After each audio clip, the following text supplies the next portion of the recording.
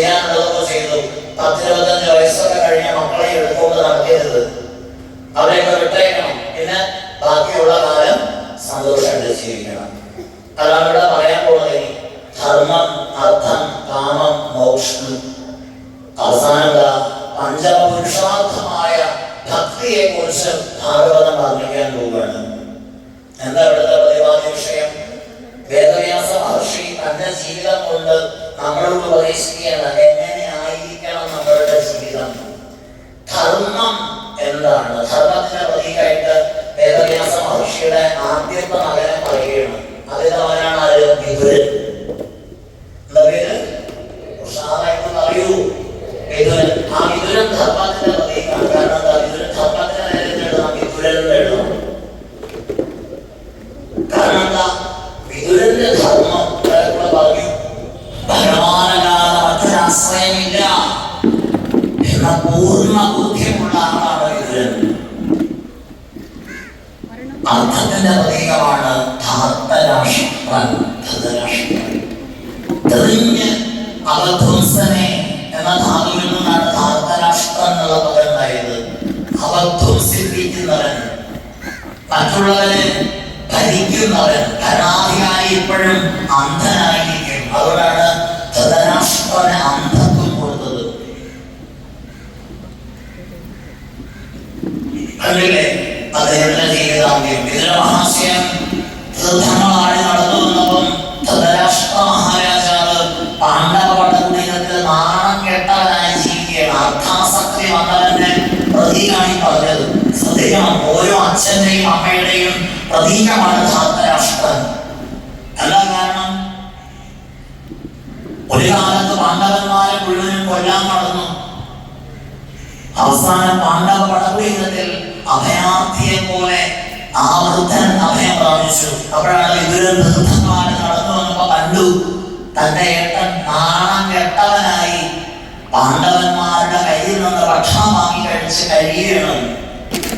വന്നു ഏട്ടനോട് പറഞ്ഞു, ധൃതരാഷ്ട്രനോട് പറഞ്ഞു, അങ്ങനെ കാണിക്കണേ. കാരണം ധൃതരാഷ്ട്രൻ വിതുരനോട് പറഞ്ഞതറിയോ, ഇവിടെ വിതുര താനിങ്ങനെ തീർത്ഥങ്ങളൊക്കെ ആടി ഇങ്ങനെ നടന്നോളൂ. എടോ, എന്നെ കണ്ടു തുടങ്ങി പാണ്ഡവന്മാർക്ക് എന്തൊരു സ്നേഹമാണ് എന്നോട്. ഭക്ഷണം കഴിക്കണമെന്ന് വിചാരിക്കുക, ഭീമൻ അപ്പൊ തന്നെ വായിലേക്ക് ചോറിന്റെ ഉള്ള ഉരുട്ടി വെച്ച് ഇറക്കേണ്ട ചോദന മാത്രമേ ഉള്ളൂ. കുളിക്കണമെന്ന് വിചാരിക്കുക, ഭീമൻ അപ്പൊ തന്നെ എന്നെ എടുക്കുക, വെള്ളത്തിലിടുക, മുക്കുക, എടുക്കുക, മുക്കുക, എടുക്കുക. എന്തൊരു സുഖമാണ്. ഇവിടെ പാണ്ഡവന്മാരുടെ കൂടെ താനും താമസിക്കും. ഇങ്ങനെ ആ കണ്ണു കാണാത്ത വൃദ്ധന്റെ തന്റെ ജീവിത സുഖങ്ങളെ കുറിച്ച് പറയുമ്പോ വിതുര മഹാശയന്റെ സ്വഭാവമുണ്ട്. മുഖം നോക്കാതെ കാര്യം പറയുന്ന ആളാണ്. വിതുര മഹാശയം പൊട്ടിത്തെറിച്ചു. എന്താ പറഞ്ഞത്? അഹോ മഹീയസി ജന്തോ ജീവിതാശായിരാഭവാൻ ഭീമാപവർജിതം പിണ്ഡം ആദത്തെ ഗൃഹപാലവൽ. എടോ, തനിക്ക് നാണുണ്ടോ? നാണുണ്ടോ? ധൃതരാഷ്ട്ര രാജാവാണ് പോലും. താൻ ഇപ്പോഴും ആ കുപ്പായത്തിരിക്കുന്നു. ഇവിടെ ഒരു കാലത്ത് താനും തന്റെ മക്കളെ കൂടെ വേട്ടയാടി പിടിക്കാൻ ശ്രമിച്ച മൃഗക്കൂട്ടം എന്ന പോലെ തന്നെ മൃഗതൃഷ്ണയിൽ അകപ്പെട്ടു പോയ പാണ്ഡവന്മാരെ അവസാനം താനും തന്റെ മക്കളും ചേർന്ന് ഭീമനെ കല്ല് കെട്ടി കടലിൽ താഴ്ത്തി വെണ്ണലോകത്ത് പോയി ഭീമൻ 1000 കുടം വിഷം കുടിച്ചു വന്ന് അജയ്യനായി മാറിയത് ചരിത്രം.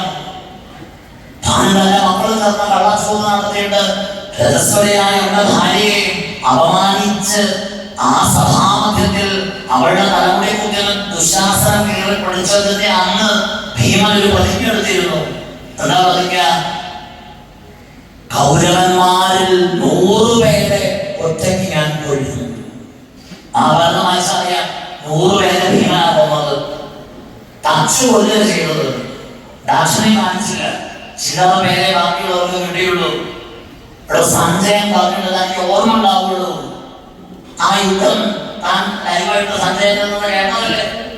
അന്ന് തന്റെ പുനോമന പുത്രന്മാരുടെ പുനർതത്വം കുടൽമാലകളുമായി ആരാധന ചെയ്തും രക്തതാണ്ഡവമാടി ഒരു രുദ്രപക്ഷിയെ പോലെ, നാലപക്ഷിയെ പോലെ നിലനിൽക്കുന്നതായി യോദ്ധാക്കളുടെ രാജാവിനെ പോലെ അന്തരനായി വന്ന് ആ രൗദ്രഭീമന്റെ അടർച്ചയിൽ തത്വമേർ മരിച്ചു. ആ തന്റെ മക്കളുടെ ചോര പുഴണ്ട കൈകൊണ്ടാണോ ചോറ് തരേണ്ട ഗതികളൊന്നും ഇല്ല. തനിക്കോ ഭീമൻ ചോറ് തരാനോ ഉള്ളൂ? അത് പെരിച്ചോറാണോ? അതാണ് പറഞ്ഞത് ആണത്തെ പിണ്ടം. അതായത് ആ ഭീമൻ മരിച്ചുപോയ സഹോദരന്മാർക്ക് പേരിടാനിരിക്കുകയാണ്. കുറെ പേര് മരിച്ചിട്ടുണ്ട്. അപ്പൊ ഓരോ പിണ്ടാലും എടുത്ത് നമ്മുടെ പേരിടുന്നവരെ ഒരു പിണ്ടം എടുത്ത് വെക്കും, പിന്നെ അടുത്ത് വെക്കും. അങ്ങനെ വെച്ച് വെച്ച് വെച്ച് വെച്ച് വെച്ച് വെച്ച് ഈ പിണ്ടം വയ്ക്കാൻ സ്ഥലം കണ്ടുവരുമ്പോ എവിടെയെങ്കിലും വെക്കണ്ടേ? അപ്പൊ ഭീമൻ നോക്കുമ്പോ ധൃതരാഷ്ട്ര മഹാരാജാവ് വാങ്ങിക്കൊടുത്തിരിക്കുന്ന ഒരു പിണ്ടം അതിനകത്തേക്ക് വെച്ചു കൊടുക്കുക. അതല്ലാതെ തനിക്ക് ഊണ് തരേണ്ട ഗതികളൊന്നും ഭീമനില്ല. അതുകൊണ്ട് താൻ മനസ്സിലാക്കുള്ളൂ, തന്റെ മക്കളെ കൊന്ന ചോറുന്നതായിരുന്നതിനേക്കാളും നല്ലത്. അപ്പോ ആ ഉപദേശത്തില് ആദ്യമായി ധാർത്തരാഷ്ട്രന്റെ കണ്ണ് തുറന്നു. ഏത് കണ്ണാണ്? കണ്ണിന് കണ്ണ് മനമാകുന്ന കണ്ണ്. അതിന് കണ്ണായിരുന്ന ഒരു താരം കുറയ്ക്കോളം ഉണ്ടായ ആനന്ദം എന്ന്